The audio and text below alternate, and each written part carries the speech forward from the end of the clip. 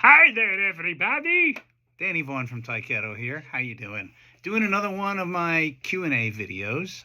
If you're not familiar with these, fans send me questions that they would like to have addressed or spoken about, and when I have time, I get to them. Whether it's about Taiketo or my solo stuff or absolutely anything. I'm willing to blabber about it. So I have a kind of a two-parter.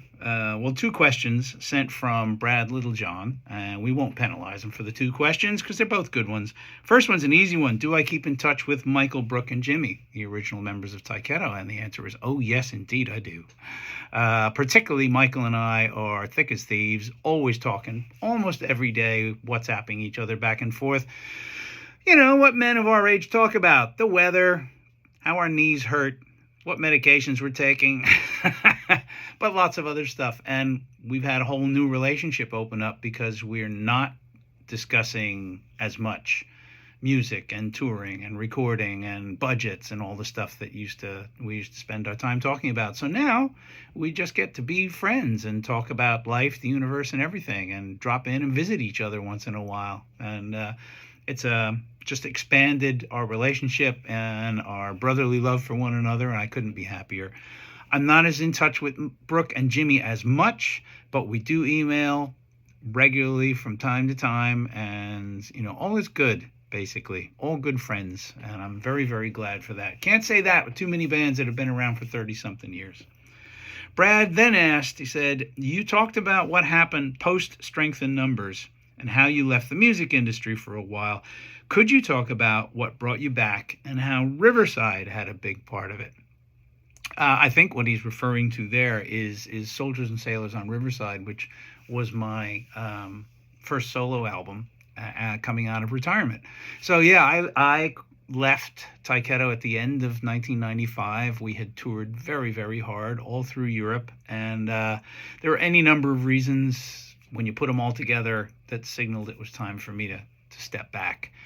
And I really had no plans to get back into the music business. I'm not a fan of the music business. But I did keep writing songs. And one of those songs came out of a visit that I took back to where I'm from, New York City. Wasn't born there, but lived there from the age of 7 to about 18. And that's very formative, and I just will always think of myself as a New Yorker. So I lived on the Upper West Side of Manhattan, and there is I was just trying to think about, I've got a picture I can show you. Hang on. Don't go away now. I'm still here.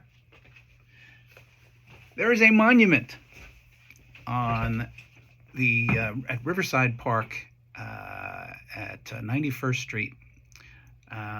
On the west side of Manhattan that borders the Hudson River, and is called the Monument to Soldiers and Sailors of Foreign Wars. Sorry for all the glare from the computer, but you kind of get the general idea. Used to play there a lot as a kid, and so I had gone to visit a relative who lived nearby, and I just started walking the old home ground. And it's where you grew up. It's still got, your voice is still in the walls, I suppose, and in my case, in the park. And I kind of relived a little bit of my childhood revisiting PS 75 on 96th Street, where I went to school for a while. And the song kind of really just started to come to me. It was starting to snow. It was a particularly beautiful day. And so I started writing in my head this song about, I saw myself standing on my old home ground, though I've heard that you never can go back again, as the first snows of winter like hope drifted down. And, that's kind of just all came out, and the story came out.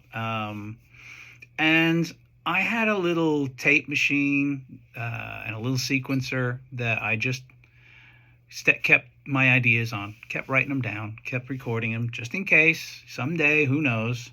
And it was Michael Arbini that, when we reignited our friendship somewhere around 1997, he started asking me if I was still writing music. And I said, yeah, actually. And at some point or another, we got together and he listened to the stuff I'd been writing, and he pushed me. He said, we need to make an album. Let's make it a solo album, as if it's not Taiketo material.